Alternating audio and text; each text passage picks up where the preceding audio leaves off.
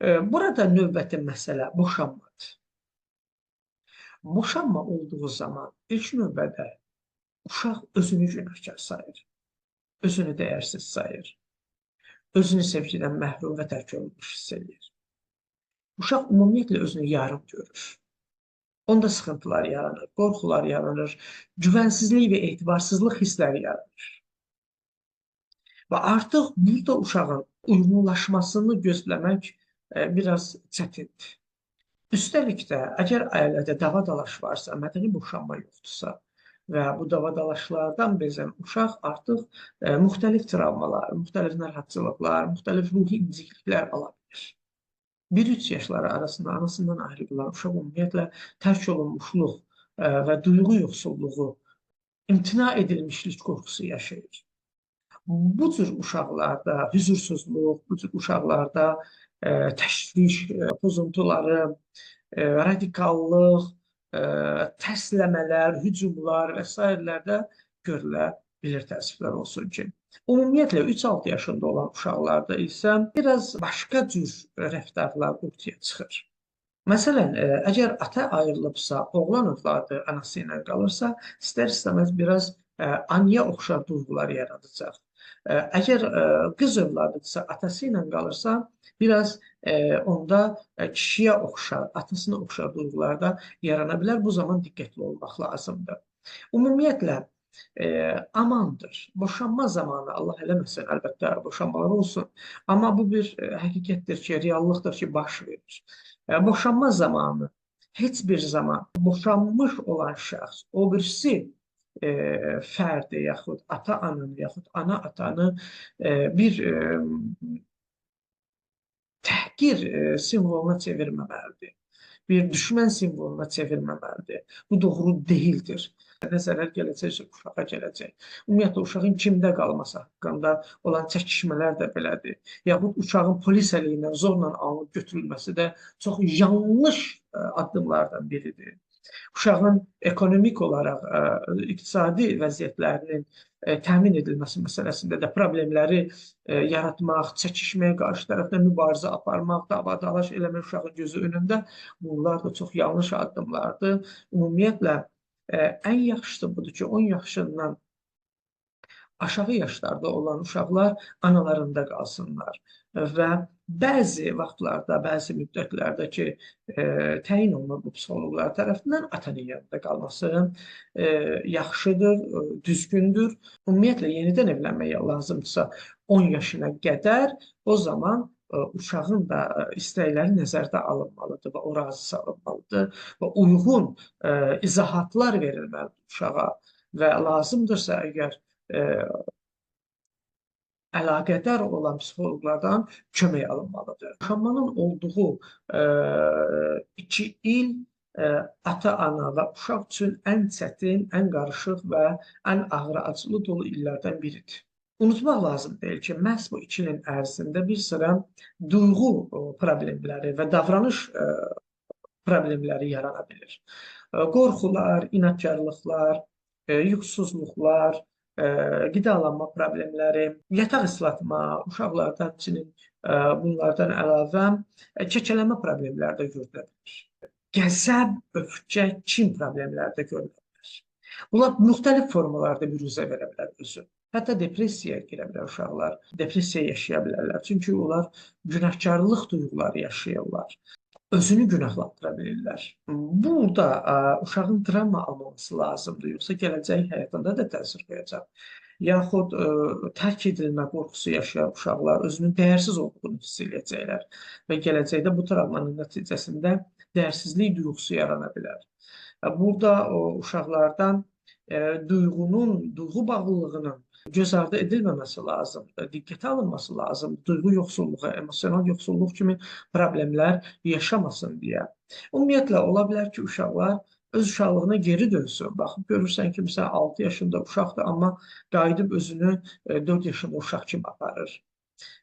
Hüzursuzdur, narahatdır, ağlayır, cumur, vurur, oyunlardan tez bezir, oynamır, özünə qapanır və ümumiyyətlə bunu anlamaq lazımdır ki, ata, ana əgər bir evliliyi davam etdirə bilmirlərsə, uğursuzdularsa, bu uğursuzluqlar onların uğursuz ata-ana olması mənasına deyil, uğursuz ər-arvad olması mənasındadır.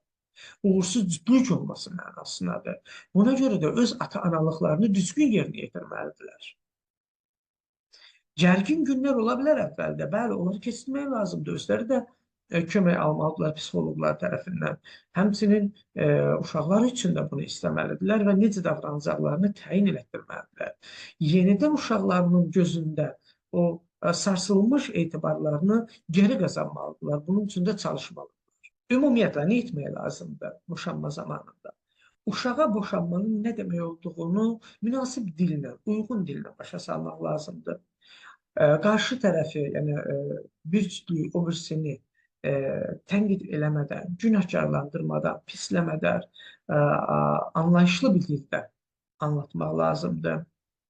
Uşağı həyat yoldaşı ilə olan dava-dalaşın kənarında, ondan kənarda saxlamaq lazımdır və uşağı barışmaq üçün bir vasitə eləmək lazım deyil.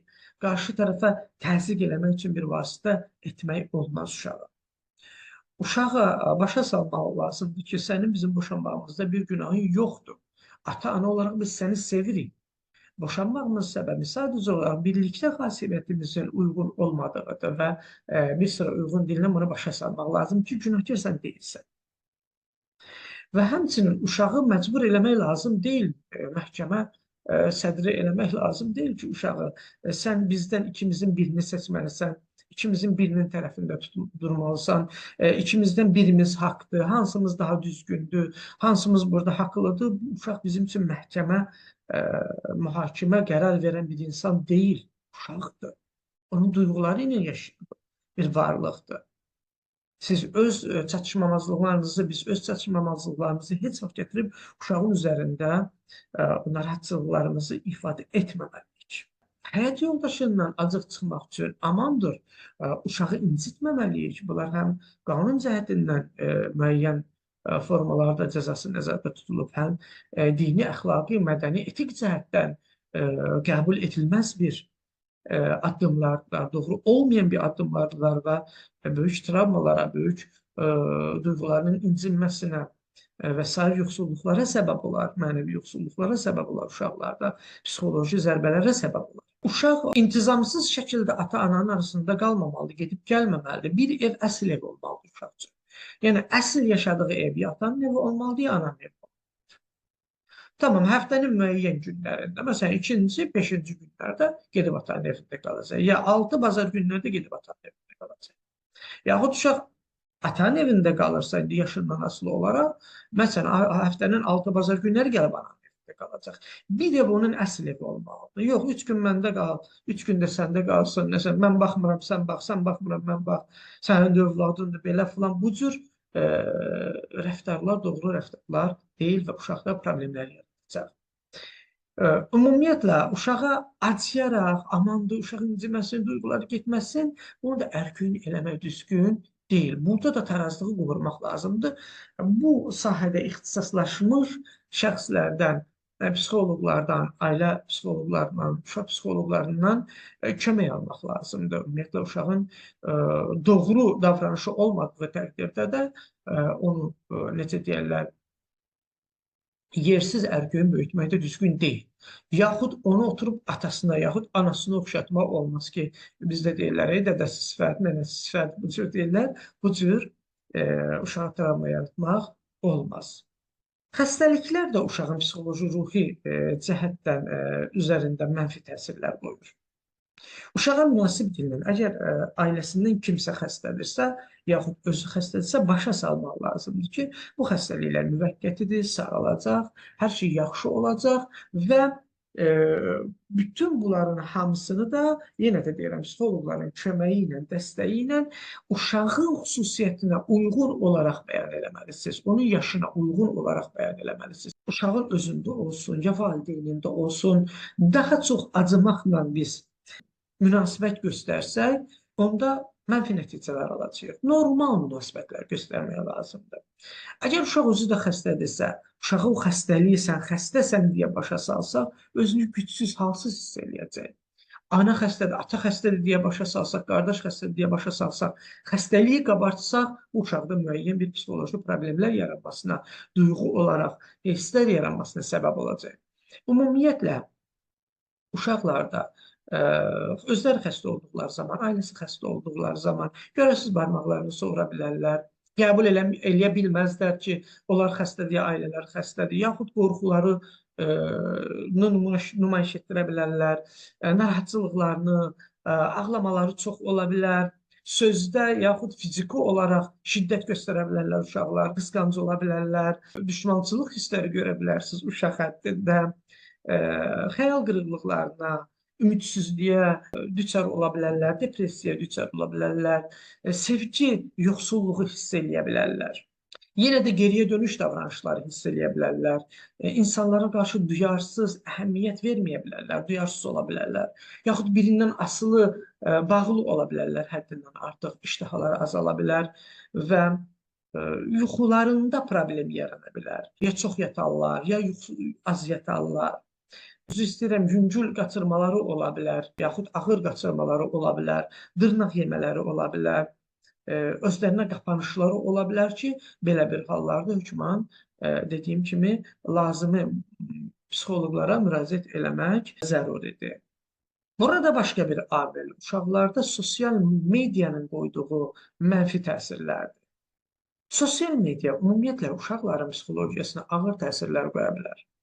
İstər onların şüalanmadan qaynaqlanan ağ şüalar uşaqlar üçün deyil çünki və ağ şüalar uşaqların həm görmə qabiliyyətlərinə, həm zehinsel olaraq, zehni olaraq və ümumiyyətlə duyğu olaraq zərər verici amillərdən biridir və həmçinin onlarda diqqət əskiliyi yaradan, uşaqlara yanlış bir şeylər öyrədən edən, yaxud həyatlarındakı arzularını anormal şəkildə tənzimləyən, istəklərini anormal şəkildə tənzimləyən, düzgün olmayan nümunələr ortaya qoyan və onlara bəzi qeyri-etik, qeyri-əxlaqi cəhətdən təlqinlər edən və uşağın yaşına uyğun biləcəyi bir şeyləri, onların əvəzinə onun yaşından daha çox sonralar bilməli olduğu şeyləri olaraq göstərən və sair kimi problemlər uşağın ümumiyyətlə ruh sağlığına, ruhi sağlamlığına, psixoloji sağlamlığına, mənəvi sağlamlığına təsir qoyur